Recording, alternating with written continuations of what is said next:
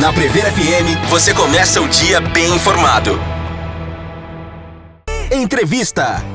Agora 7h13, voltamos com o primeiro jornal na Prever FM e é com satisfação que estamos recebendo hoje a doutora Mônica Sarmento, engenheira agrônoma, especialista em combate a incêndios florestais.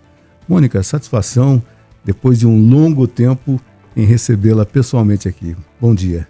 Bom dia, Márcio. Bom dia, menina, Juliana, Ellen. Bom dia a todos que nos assistem. Mônica, nesse momento que nós estamos vivendo, já há alguns meses, é terrível a gente falar de combate a incêndio. E você é uma pessoa que treina brigadistas, que treina pilotos no combate a incêndio por todo o Brasil, é isso mesmo? Sim, eu acabei ao longo da minha carreira, né, já vai completar 42 anos, eu acabei me especializando em aviação agrícola e aviação de combate ao fogo florestal e rural. Minha especialização se deu fora do Brasil, com instrutores canadenses, British Columbia Forest Service e comandantes da Junta de Andaluzia e Espanha. Então, há 25 anos eu estou dando esse tipo de treinamento para os comandantes no Brasil. Pilotos agrícolas, com mais anos, né, mais bagagem profissional, mais maduros, temos enfrentado aí alguns anos, notadamente esses 2 últimos anos, muito secos, né? Então, muita atividade e muitos dos ex-alunos voando pelo Brasil, sim. E a nossa aviação agrícola no combate a incêndio, ela é referência também, podemos dizer assim? Não. Não é. O que falta para a gente? Muita coisa. Muita coisa, por exemplo. Notadamente, são algumas coisas, vamos lá, Márcio. Notadamente que essa aviação ela esteja inserida dentro de um sistema de prevenção e de combate. Prevenir é mais fácil, mais simples, mais barato, mais efetivo do que se combater. Combate o termo combate, para mim, já implica em perdas, ok? Então, é uma ferramenta, esse tipo de aviação é uma ferramenta interessantíssima dentro das estratégias de combate. Qual é o problema? O Brasil ainda não está com esse sistema montado, não de forma adequada. Então, acabam por acionar essa ferramenta tardiamente, quando, na verdade, ela tem grandes vantagens num primeiro ataque, num ataque inicial, que a gente chama. Quando você tem um fogo em seu estágio inicial, emitindo uma baixa intensidade de calor. Porque aí facilmente a gente controla o nosso adversário. Que eu sempre falo, é um adversário astuto. Mas o homem deve muito ao fogo. Não devemos crucificar o fogo. O problema é o fogo fora de controle. Quando o fogo está fora de controle, ele recebe um outro nome, que é incêndio. Este, sim, é um grande problema e deve ser controlado imediatamente. Quer dizer, faltou anos anteriores um preparo maior para que a gente tivesse a prevenção como a palavra-chave para tudo isso, porque a gente está vivenciando hoje, todos os dias, chegando aqui para a emissora, né, de madrugada em setores diversos do país, situações de incêndios, de queimada, enfim, mas a gente não está preparado ou não estava preparado para tudo isso. Faltou realmente preparo, né, Mônica? Eu vejo da seguinte forma, tá? Nós estamos vivenciando um problema climático. Tá. Isso aí vamos reservar igual receita de bolo, tá? Por outro lado, o Brasil, cada município, cada região, macro-região, ou o país inteiro, teria que estar com esse sistema de prevenção e combate alinhado. Porque vai haver fogo, nós sabemos. Quando ele vai acontecer? Sempre na época de estiagem. Então, cada município, cada ponto do país, você tem uma situação diferenciada. Mas é importante falar aqui que isso é uma estatística mundial. estamos vendo, o Brasil, em agosto, nós ficamos com 60% do território nacional sob chamas. 60%. 60%, dados do CEMADEM. Este ano é o ano mais seco em quase 50. Então, o que está acontecendo? As pessoas estão pondo fogo. Ou por negligência, querem limpar um terreno, querem fazer uma roça de toco usando fogo. Ocorre que nós estamos num tempo muito seco, baixa umidade relativa, uma estiagem prolongada, há quanto tempo não chove de verdade? Isso tudo faz com que a vegetação seque também. Então, facilmente, nós vamos ter a ignição de um foco de fogo. E se este fogo não for controlado, ele vai se tornar um grande incêndio. Então, a estatística é mundial. Apenas, no máximo, 30% dos focos de fogo que surgem são de origem natural. Queda de raio, processos fermentativos em terrenos tufosos, até mesmo em zonas muito secas, o friccionar, o rolar de uma pedra com outra, uma faísca, parece impressionante. A pelagem de animais roçando na vegetação. Né? Então, apenas 30% podem ser admitidos como de origem natural. O restante é de origem antrópica, ou seja, originado pelo homem, quer por negligência, quer intencional. Dentro do quadro de negligência, nós temos muitos exemplos para dar. Né? Uma bituca, lamentavelmente, arremessada para fora de um carro, numa região seca, aquela bituca rola no acostamento, vai para a primeira moita de capim seco, ali começa um fogo. Se não for controlado, teremos um grande incêndio.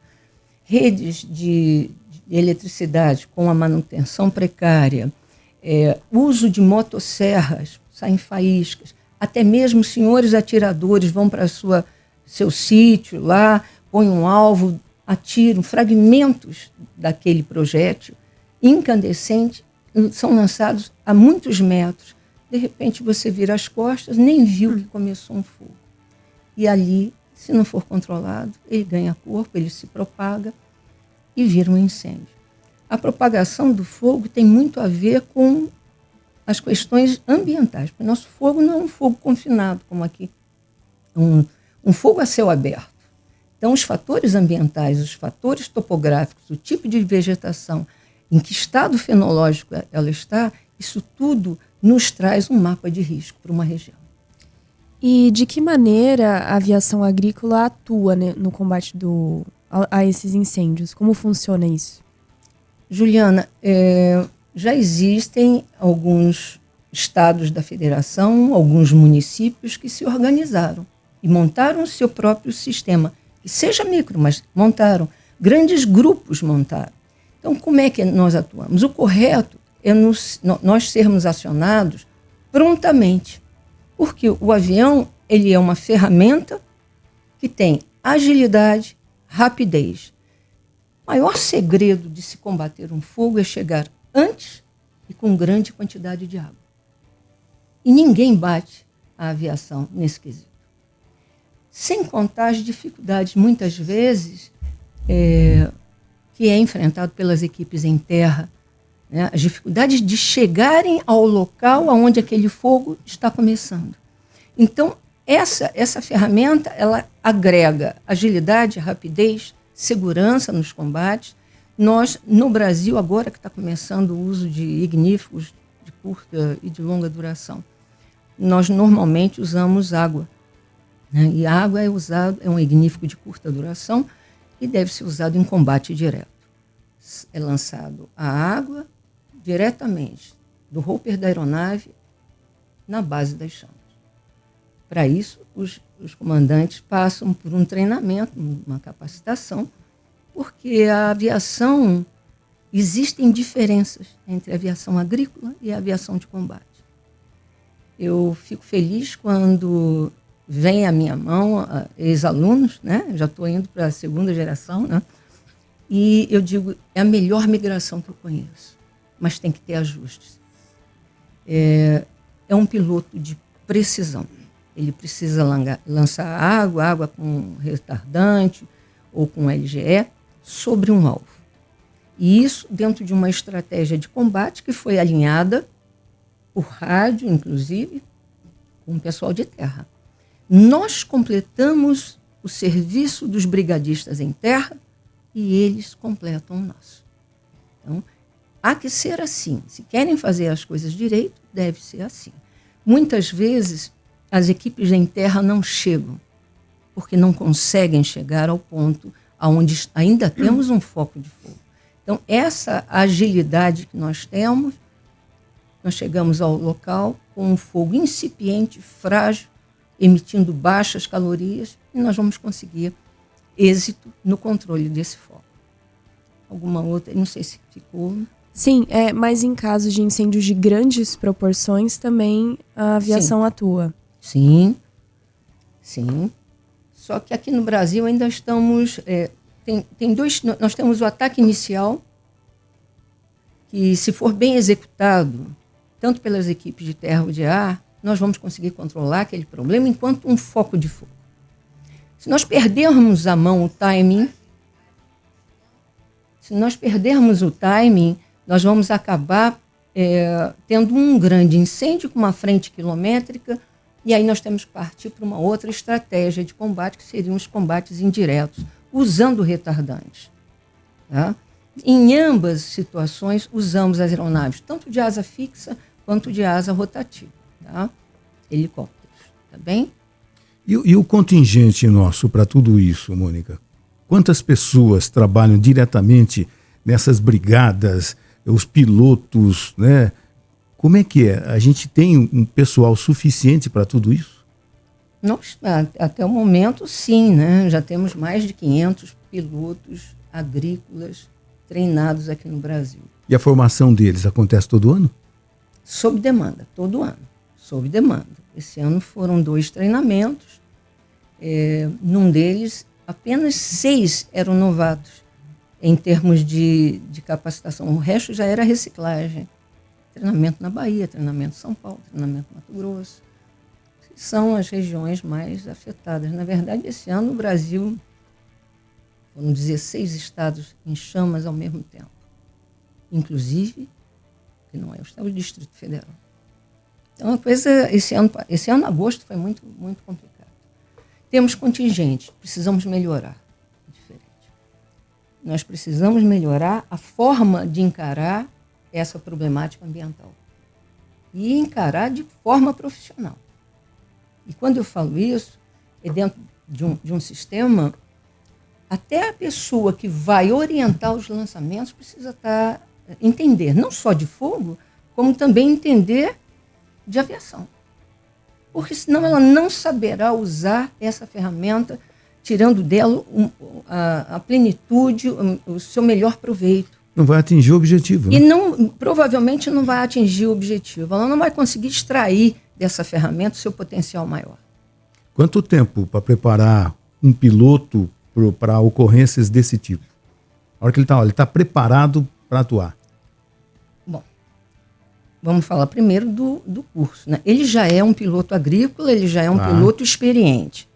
A aeronave também já é uma aeronave com quem ele já tem intimidade. Para fazer tipo de trabalho de pulverização, alguma coisa assim? Sim, só que nós trocamos a comporta da aeronave. Na hora que você troca a comporta da aeronave, as reações aerodinâmicas dessa aeronave são diferenciadas, porque não vai sair um pouquinho de água por vez, vai sair uma bomba d'água. Por exemplo, o 802 é um avião de 3.000 litros. É o maior avião em combate ao fogo no Brasil. São 3.000 litros no Hopper. Esses 3.000 litros são lançados em 2 segundos. É bastante diferente de uma aplicação aeroagrícola tradicional, que a água é lançada através dos bicos hidráulicos ou rotativos, né? E você trabalha dentro de um limite de vento, de umidade. O voo de combate é um voo crítico. Você vai estar trabalhando nos limites. Por isso passam por um treinamento. Por isso eu peço que aqueles que entram num treinamento tragam para dentro da sala a sua melhor bagagem. O piloto agrícola ele desenvolveu uma habilidade que é a percepção do entorno. Essa é uma das melhores qualidades que ele tem. que vem da tarefa que ele desenvolvia antes. Mas nós temos que mudar algumas coisas. O curso ele tem 1 dia de teoria, 2 dias de prática. Cada aluno faz 3 missões, em combate direto e uma em combate indireto. Inclusive fazendo o carrossel, que a gente chama, com mais de uma aeronave em lançamento. É muito diferente. O voo agrícola ele é um voo mais baixo, um avião carregado, mas que vai perdendo essa carga mais suavemente. E com uma comporta de abertura menor. O avião de combate ele está com uma comporta maior, ali vocês estão vendo imagens de lançamentos, né? E isso muda a reação aerodinâmica dessa aeronave. Então ele não voa, primeiro, em rasante. Não existe voo rasante num voo de combate. Por 2 motivos. Um, porque não me permite abrir esse cone de lançamento, tá? E a outra questão é a esteira da aeronave. Se eu voar rasante, eu não deixei aquela água abrir o suficiente, vai cair mais concentrado, e a aeronave deixa uma esteira, que é um movimento de ar, que no nosso caso oxigena o fogo. Então, ao invés dele trabalhar a favor do combate, ele vai trabalhar contra. Muitas vezes chegam para mim imagens de alguns que eu resolvi fazer porque me pediram. Não façam. Não façam. Porque você primeiro se expõe a si próprio, expõe a quem está embaixo, você acaba ampliando o problema do fogo. Então, tem muita coisa que é diferente. E nesse curso, a gente acaba fazendo um vernier nesses meninos, e eu estou muito orgulhosa porque tem chegado aí, vocês estão podendo apreciar imagens belíssimas de lançamento, inclusive já com uso de retardante. O estado de São Paulo está saindo à frente e começou o uso dos retardantes. Perfeito. Tá? E você comentou toda essa relação aerodinâmica, física, né, da coisa. A minha preocupação também é com a fumaça, que prejudica bastante a visibilidade do piloto, né, ali em cima. A altitude influencia nisso também para facilitar ele visualizar o alvo, de onde ele tem que despejar a água e tudo mais? Perfeito, Hélio. Quais são? Tudo na vida tem vantagens e tem limitações. Tá claro? Quais são as maiores limitações de um voo de combate? Você falou uma. A visibilidade? Uma é a visibilidade. Tá? Mas existem outras. Nós somos uma ferramenta, mas não é em todas as situações que nós conseguimos pôr essa ferramenta em uso, né? Uma das questões é a visibilidade, a outra questão, uma área muito acidentada, tá? Cheia de obstáculos. Por isso, a percepção do entorno que eles carregam, que é uma bagagem muito positiva, é muito interessante na área de combate, né? Se você tem fumaça, você nem decola. Então, não é questão nem de altitude, mas lá para cima dá para ver. Você não pode decolar de uma pista se você não vai conseguir voltar para ela, você não vai enxergá-la. Entendeu? Sim. Então, essa é uma das questões. Ventos muito fortes. Em artigo, agora é uma live, me perguntam, né? Eu falei para vocês, o voo de combate, ele é um voo que está numa condição crítica. Nós começamos, temos um fogo, num primeiro momento, ventos fracos, né? Daqui a pouco aquilo já é de mais de 30 km por hora, 40, 50 km por hora. De onde saiu isso? O fogo, ele cria seu próprio clima naquele momento. Porque quanto mais tempo o fogo está, mais ele consegue se propagar, ainda mais numa condição climática como a que nós estamos. Então, ele se propaga e ele vai emitindo cada vez mais calor. Porque o fogo é uma reação química em cadeia e precisa de 3 elementos para acontecer. Uma fonte de calor inicial, o combustível, que é o combustível florestal rural, e o oxigênio do ar. Então, é uma reação química exotérmica. Libera calor. Então, quanto maior estiver a nossa frente de fogo, maior será o calor emitido. Né? Ar quente sobe, é menos denso. Ar frio desce para ocupar o lugar. Começam as correntes convectivas ascendentes e descendentes e os ventos horizontais na superfície e acima das copas. Isso pode impedir, num dado momento, de eu estar com a aeronave em voo, ventos muito fortes, numa zona de turbulência, baixa visibilidade, né? Ora com muitos obstáculos, uma região muito confinada. E nós também temos uma outra limitação, somos aves diurna. Nós não voamos à noite. Então, existem muitas limitações que as pessoas que têm essa ferramenta na mão têm que entender. Nós temos vantagens. Podemos fazer grandes trabalhos em termos de combate, mas nós temos limitações. Né? Ô, Mônica, qual foi a situação mais difícil que você, com a sua equipe, com os seus alunos, com os pilotos, vivenciou até agora aqui no Brasil? Uma situação assim, dias e mais dias, né, de dificuldade, por visibilidade, por vento, tudo isso que você mencionou anteriormente. Qual foi a situação mais complicada, inclusive, pergunto, com perda de vida de Só de tivemos equipe? no Brasil, Márcio, um acidente fatal. Ocorrido em Mato Grosso do Sul, na região de Bonito, em 2001, que nos marcou duramente, porque essa atividade estava nascendo naquela época.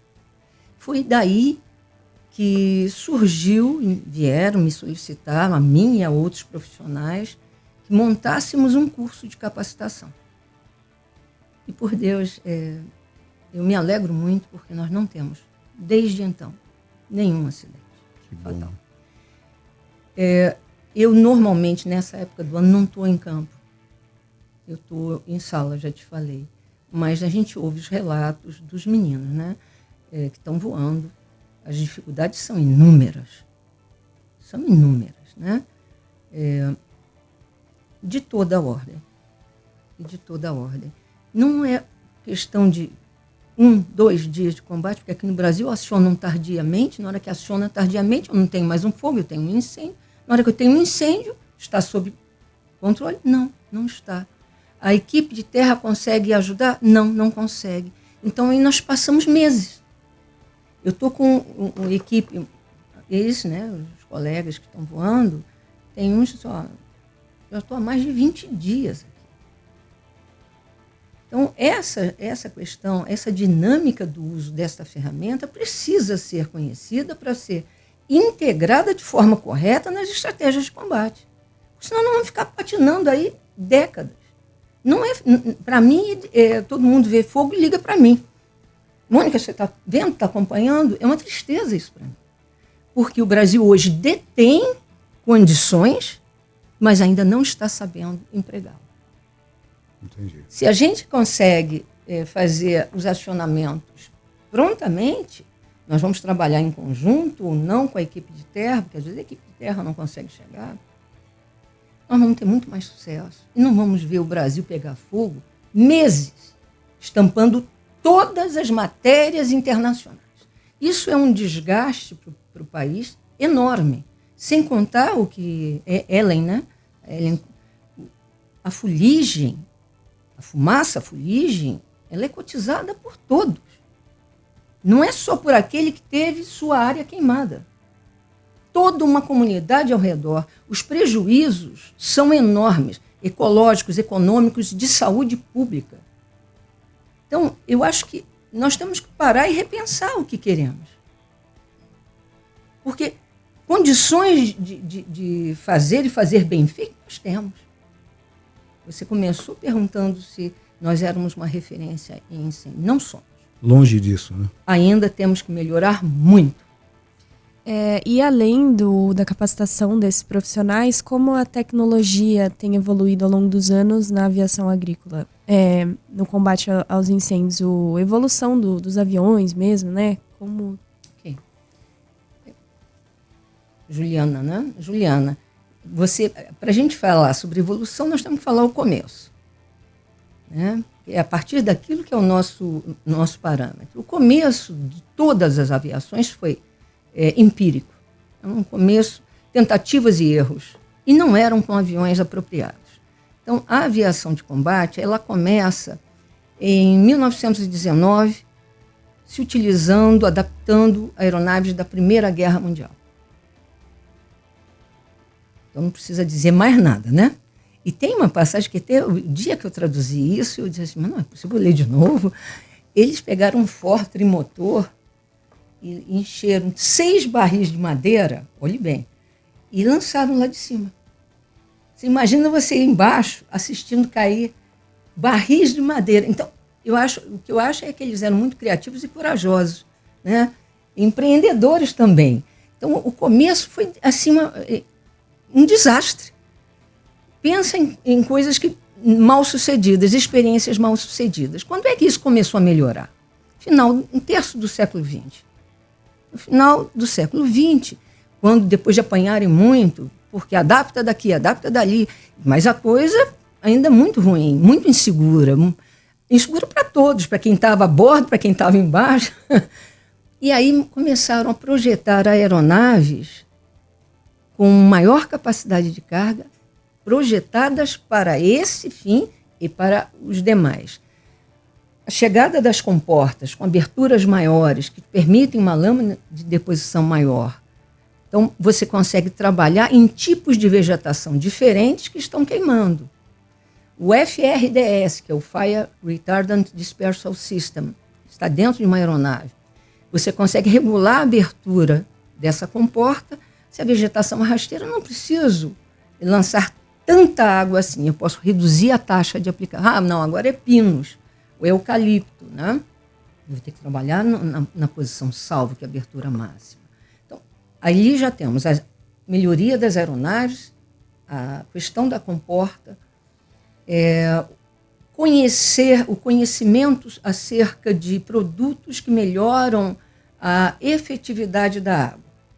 Porque nós usamos água, nós temos igníficos de curta duração, que são a água ou a água mesclada com o LGE, líquido gerador de espuma.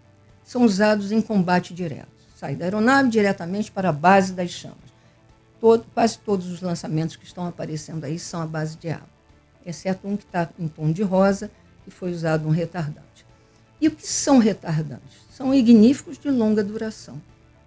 É um produto, geralmente são fertilizantes à base de sais de amônio fosfato, mesclados na água. Mesmo que a água tenha se evaporado, percolado, ele, enquanto estiver ali, ele estará protegendo aquele bem ou aquela vegetação. Entendeu? Então, essa questão dos produtos é muito importante, porque não é em todo lugar que você tem disponibilidade farta de água. Então, além de melhorar muitíssimo a efetividade do combate em si. Tá? No Brasil, isso ainda está engatinhando. São 7h42, a gente vai fazer o último intervalo e já nós voltamos com os minutos finais com a entrevista com a doutora Mônica Sarmento, engenheira agrônoma, falando a respeito de incêndios florestais aqui no primeiro jornal da Prever FM.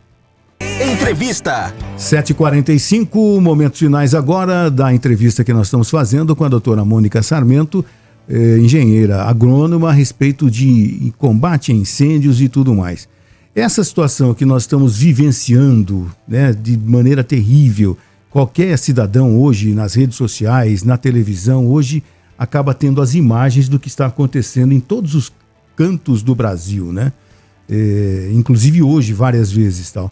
Você acha que vai servir para que o ano que vem, proximamente, a gente melhore em tudo isso, Mônica? Ou deveria servir? Deveria. Eu acho que nós não precisamos, o Brasil não precisa errar tudo que os outros já erraram. Então, nós já sabemos como é que deve funcionar. E isso eu falo em todas as esferas. Não importa se é uma esfera municipal, se é estadual, se é de macro-região, se é de um país inteiro. Precisamos nos organizar dentro de um sistema de prevenção e combate ao fogo florestal e rural e um sistema que funcione, que integre as forças civis, militares, não importa, equipes de terra e de ar, Nós temos que aprender com os erros. O que é que está acontecendo? Né? Nós sabemos como combater, mas muito mais fácil que combater é prevenir. Então, os trabalhos de educação ambiental dentro dos municípios, nas escolas, tá? Essa época, essa seca prolongada, isso nos dá condições iminentes do aparecimento do fogo e dele se propagar. Então, que esses erros cometidos, esses atrasos que estão ocorrendo nos chamamentos, nos acionamentos, que eles sejam minimizados. O fogo não espera ninguém. O maior segredo de se combater fogo é timing. Chegar antes e com grande quantidade de água. Mas, de preferência, agora vou me dirigir aos cidadãos, evitem colocar fogo, porque às vezes colocam esse fogo para limpar a área ao redor da casa e num horário ruim, tem vento, não tem pessoal de apoio. Um fogo que era para ser uma coisinha simples acaba se tornando um incêndio, abrange uma região inteira com prejuízos enormes para todos. E a dificuldade também que nós tivemos esse ano também foram a maioria dos incêndios criminosos, né? Então é preciso que a polícia também atue, identifique quem são esses criminosos, quem são os mandantes, porque isso contribuiu muito. Nós tivemos há pouco mais de um mês, né, um incêndio orquestrado, numa sexta-feira à tarde, né, em vários pontos do estado de São Paulo, principalmente, no mesmo horário. Isso não é coisa da natureza. Uma ignição espontânea, orquestrada, não existe. Então, é preciso se identificar quem são esses criminosos também, né? Sim, com toda certeza. Aí, o final de um sistema envolve peritagem, tá? E a fiscalização tem que ir em cima. Porque isso é um crime, alguns falam, Mônica, às vezes você pega um pouco mais pesado. Para mim é um crime contra a humanidade. Mas é mesmo. Porque não está atingindo somente aquele proprietário rural. Está atingindo toda uma região, tá? E os desdobramentos disso, porque a fumaça, a fuligem, ela sobe, ela pega outras correntes, ela vai parar em lugar que nem fogo teve, causando problemas de saúde pública numa outra região. Então, isso aí para mim, nós temos que melhorar muito e melhorar em todos, e um sistema, ele envolve tudo isso, desde a prevenção, combate e a fiscalização, tá? Então, na hora que a gente estiver melhor nesse segmento, com certeza não vamos ver o que estamos vendo esse ano no Brasil. Você havia mencionado que a tecnologia auxilia no combate a incêndios em diferentes vegetações. Uhum. Falando aí de impactos, tem algum tipo de vegetação que sofre mais com os incêndios que vocês conseguem identificar? Juliana, vamos falar, eu vou te dar um exemplo. O Brasil tem 6 biomas, um dos quais é cerrado. O fogo faz parte da fisiologia do cerrado, tá? Tanto para ele estar como ele está, e é natural lá. Mas isso não é natural nos demais biomas, né? Então, você começa, sempre você tem prejuízo. Mesmo até no cerrado, onde ele é fisiológico, faz parte, né, da vida do cerrado. Mas no resto, não. Né? No resto, não. Então, é prejuízo, sim. E tem espécies que não voltam. Você acaba, depois, morrem, né, vários, e às vezes você não consegue compor com aquela mesma espécie, né? Começam a vir as outras invasoras. Mas as perdas são de biodiversidade, não é só na área vegetal, não. Porque aquilo ali tem animais, né? Aquilo ali vivem animais. Então, você pode sim... Os incêndios, eles trazem um prejuízo ambiental terrível. Tá? Isso aí a gente percebe. E biomas mais do que outros. Ellen quer perguntar alguma coisa? Está olhando para mim só. Para eu falar perto do microfone, eu acho que era isso. Acabou o tempo. Não, tem isso também. Perto do microfone é importante também. Mas eu ia falar justamente você tinha comentado no começo das habilidades dos pilotos, né? E eu estava aqui pensando em quem deseja começar, iniciar ainda a carreira, não só já os pilotos já experientes, como você colocou, dependendo, que de repente querem seguir uma carreira mais específica, pensando em ajudar, né? Então, qual seria o caminho para alguém que deseja, de repente já tinha o sonho de ser piloto, de repente agora ouvindo essa entrevista, pensa, bom, então eu vou focar para ser um piloto de combate a incêndio. Qual é o caminho que ele deve seguir? É uma prerrogativa do piloto agrícola seguir para a área de combate, não uma exclusividade. Ok? Certo. Então vamos deixar isso bem pontuado. Fora isso, para ser piloto, começa-se do começo. Uhum. Vai fazer o PP, piloto privado, depois piloto comercial, depois do piloto comercial, se gostar da área aeroagrícola, vai fazer o curso CAVAG, curso de aviação agrícola, e depois de uns 3 anos bem voados na agrícola, eu vou ter um prazer enorme em recebê-los a bordo. Muito bom. Que legal, né? Porque assim, a gente sabe do sonho de muita criança, pelo menos Sim, antigamente era ser justamente por isso. corpo de bombeiros, né? Fazer parte do corpo de bombeiros, né? Ser bombeiro. De repente, hoje, né? Com a possibilidade de ser um piloto agrícola de combate a incêndio também. Uhum. No momento trágico que nós estamos vivendo, a realidade que a gente não tinha com tanta incidência, nós estamos tendo e de repente, olha, como é que funciona? De repente, nesse bate-papo, nessa entrevista com a Mônica, muita criança fala, olha, pai, mãe, eu quero ser piloto. Sim, quem sabe, daqui a alguns anos, se a gente estiver aqui, a gente vai entrevistar um piloto que ouviu essa entrevista. Espero que sim. Espero que sim, que eu tenha sido um incentivo aí para alguém. Você tem conhecimento se algumas cidades têm, na prática, algumas prefeituras, de ter constantemente palestras, incentivos a conhecimento do combate a incêndio? Ou, no seu entender, deveria ser uma prática usual de toda a prefeitura? Na minha visão, conhecer sobre o fogo deveria ser parte integrante do ensino. Tá? Você tem ciclo de água, você fala sobre solo, fala sobre ar e não fala sobre fogo. Este que eu particularmente considero uma das maiores conquistas tecnológicas da humanidade. Então, isso para mim é uma falha. Então, falar o que é o fogo, seus benefícios, que nos trouxeram até... Tudo que está aqui ao nosso redor tem participação do fogo. Do fogo. Agora, explicar que o fogo fora de controle é que é um incêndio, como é que nós temos que agir em relação ao primeiro momento que encontrarmos um fogo iniciando, o que temos que fazer? Então, eu acho sim que isso, a educação ambiental, deveria ser tratado dentro das escolas. Dentro das escolas. E não me interessa em que faixa etária. Tá?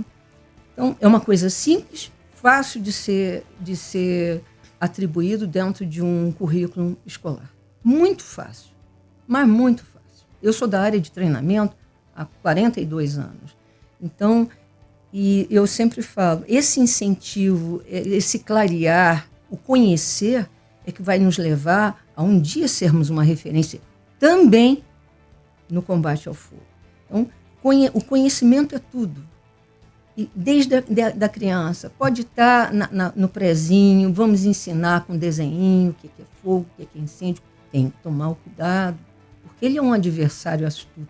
Isso que vocês estão vendo aí é ele, quando ele vira a cabeça, faz esses estragos que vocês estão vendo aí.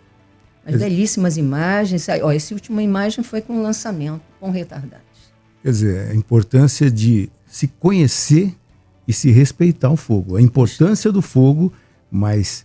A importância do fogo no desenvolvimento do ser humano na face da Terra.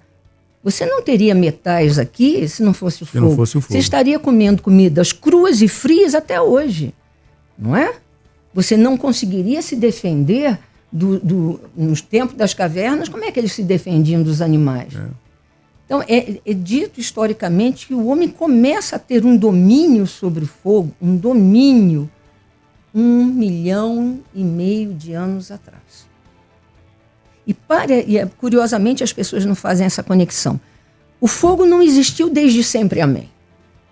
ele precisou que houvesse o aparecimento na face da Terra de plantas, para que essas plantas lançassem para a atmosfera oxigênio e chegasse a ter uma concentração mínima de oxigênio, porque o fogo ele precisa de uma fonte de calor inicial, um combustível, que no nosso caso são as plantas, e o oxigênio do ar.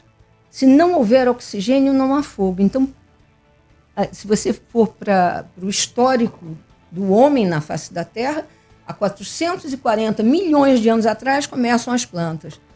Há 1 milhão, 2 milhões e pouco atrás, nasce o homem. O homem, com 1,5 milhão de anos, começou a ter algum controle sobre o fogo. Então, nós estamos aprendendo, engatinhando. Precisamos aprender direito e fazer direito as coisas.